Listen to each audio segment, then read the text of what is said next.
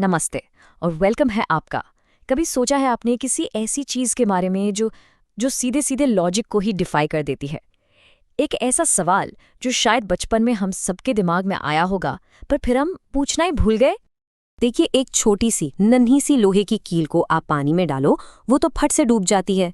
लेकिन हजारों टन वजन का एक विशाल मैसिव लोहे का जहाज वो पानी पर आराम से तैरता रहता है। इसके बारे में सोचिए, दोनों बने तो एक ही चीज से हैं, लोहे से। तो फिर ऐसा क्यों? इस मिस्ट्री को सॉल्व करने के लिए ना हमें एक सफर पर निकलना होगा। ये सफर शुरू होगा एक नन्हे से पार्टिकल से और खत्म होगा एक विशाल समंदर पर। तो रेडी हैं डाइव इन करने के लिए? तो चलिए, सबसे पहले सबसे बेसिक सबसे फंडामेंटल चीज़ को समझते हैं। ये पूरी दुनिया, ये पानी, ये लोहा, आप, मैं, आखिर हम सब बने किस चीज़ से हैं? जवाब है छोटे छोटे, इतने छोटे पार्टिकल से जिन्हें हम इमेजिन भी नहीं कर सकते। यही है हर चीज़ के बिल्डिंग ब्लॉक्स। और पता है, ये आइडिया बिल्कुल नया नहीं है।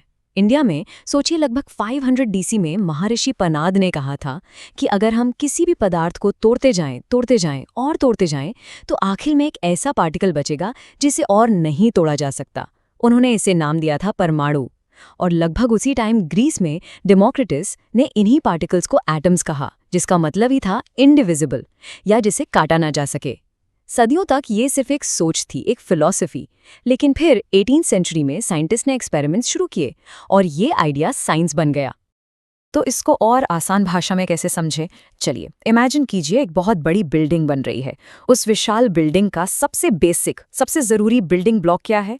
एक छोटी सी ईंट, a single small brick, right? बिल्कुल वैसे ही इस यूनिवर्स में हर चीज़ का, हर पदार्थ का बिल्डिंग ब्लॉक है एक एटम। और ये इतना छोटा है कि इसके साइज को हम आसानी से इमेजिन भी नहीं कर सकते। इस आइडिया को एक सॉलिड साइंटिफिक थियरी का रूप दिया जॉन डाल्टन ने। उन्होंने कुछ ग्राउंड रूल्स बनाए। पहला, हर चीज एटम से बनी है, सिंपल। दूसरा, आप एटम्स को ना तो बना सकते हैं, ना ही डिस्ट्रॉय कर सकते हैं। तीसरा, एक ही एलिमेंट के सारे एटम्स, जैसे गोल्ड के सारे एटम्स, बिल्कुल एक जैसे होंगे। और आखिरी, ये एटम्स सिंपल रेशोज में जुड़कर वो सब बनाते हैं जो हम देखते हैं, जैसे 2 हिस्से हाइड्रोजन और 1 हिस्सा ऑक्सीजन मिलकर बनाते हैं H2O, यानी पानी। अच्छा, डाल्टन की थ्योरी 2 बड़े बड़े पिलर्स पर खड़ी थी। पहला है law of conservation of mass. ये एक सिंपल लेकिन बहुत ही पावरफुल रूल है।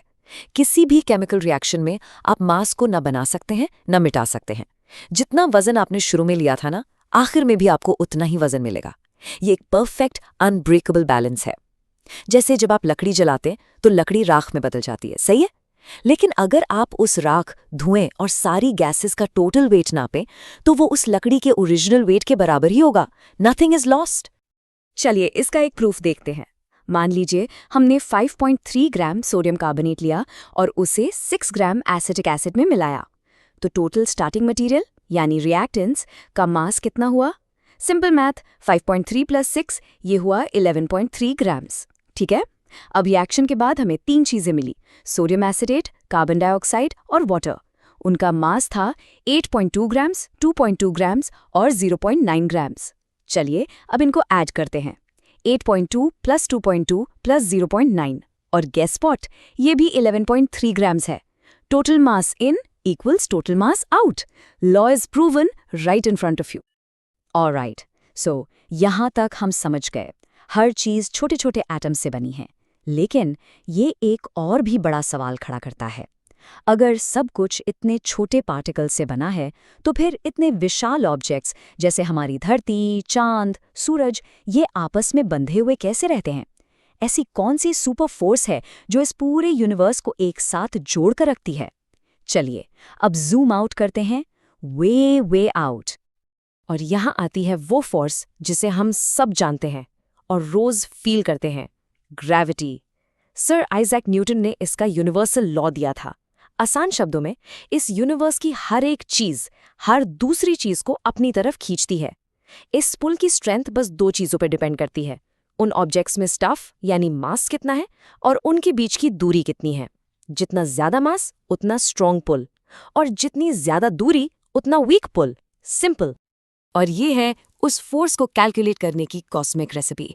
ये शायद थोड़ा कॉम्प्लेक्स दिखे, पर इंटरेस्टिंग बात यह है कि यही फॉर्मूला एक पेड़ से गिरते हुए सेब को भी एक्सप्लेन करता है और सूरज के गिर्द घूमते हुए प्लैनेट्स को भी। It's truly universal. सो ये ग्रेविटी इतनी इंपॉर्टेंट क्यों है?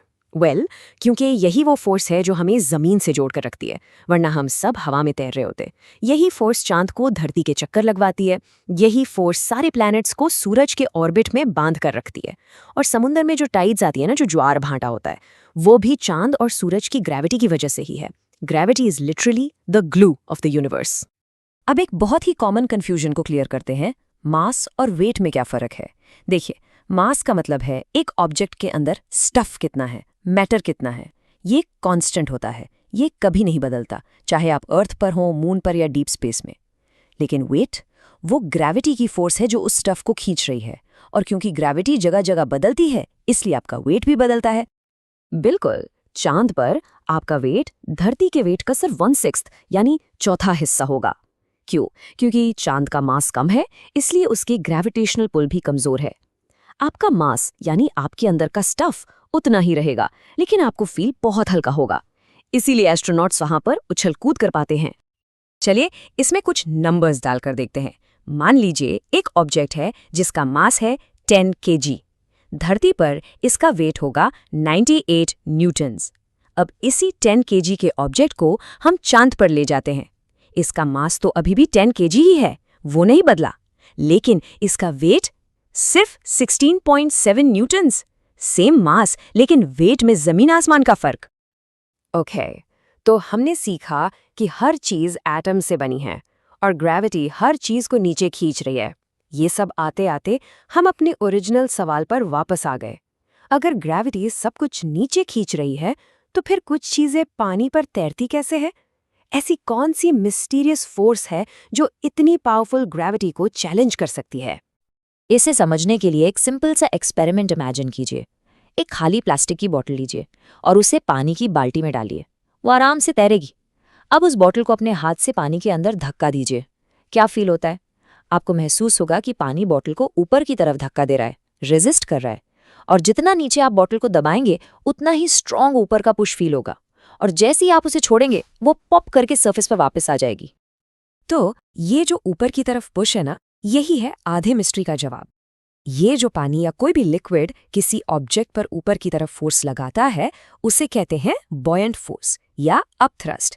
यही है ग्रेविटी का ओपोनेंट। ग्रेविटी कहती है नीचे आओ, बॉयंट फोर्स कहती है नहीं, ऊपर जाओ।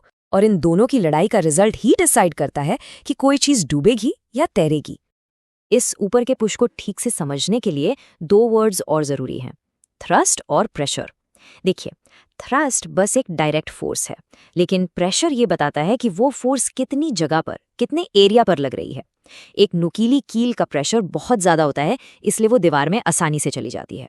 और एक स्कूल बैग के स्ट्रैप्स चौड़े होते हैं ताकि वेट फैल जाए, प्रेशर कम हो और कंधों पर आराम रहे। फोर्स को फैलाने का ये आइडिया बहुत इंपॉर्टेंट है, और अभी हम देखेंगे क्यों। ओके, तो पानी ऊपर की तरफ एक बोयेंट फोर्स से धक्का देता है, पर आखिर ये फोर्स है कितनी? इसकी स्ट्रेंथ क्या है?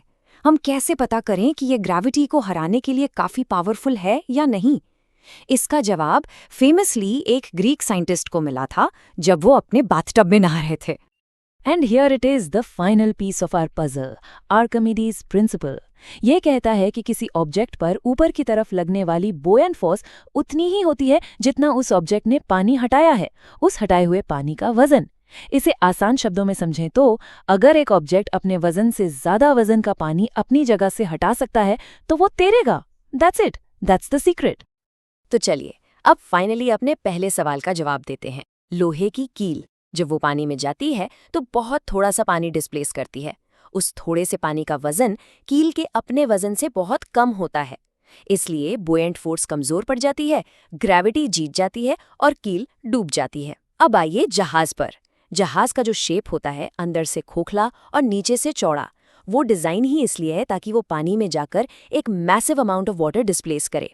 उस हटाए हुए लाखों लीटर पानी का वजन जहाज के अपने वजन से कहीं ज्यादा होता है, इसलिए उस पर लगने वाली बुएंट फोर्स इतनी पावरफुल होती है कि वो ग्रेविटी को आराम से हरा देती है और जहाज तैरने लगता है। तो बात मटेरियल की नहीं है, बात शेप की है और कितना पानी हटाया जा रहा है उसकी है। और जब आर्चिमीड्स को ये बात बाथटब में समझ आई तो वो यूरिका चिल्लाते हुए सड़कों पर दौड़े थे, जिसका मतलब है मैंने ढूंढ लिया। एंड जस्ट लाइक हिम, हमने भी अपनी मिस्ट्री सॉल्व कर ली है। तो देखा आपने, एक सिंपल से सवाल का जवाब ढूंढने के लिए हमने एटम्स के लेवल से सफ़र शुरू किया, ग्रेविटी के यूनिवर्सल लॉज को समझा और पानी के अंदर छिपी बॉयंसी के सीक्रेट को अनलॉक किया। अब जब आपको यूनिवर्स के ये फंडामेंटल रूल्स पता हैं, तो सोचिए आप अपनी आसपास की कौन सी अगली एवरीडे मिस्ट्री सॉल्व करना चाहेंगे। सोचते रहिए, स्टे क्यूरियस।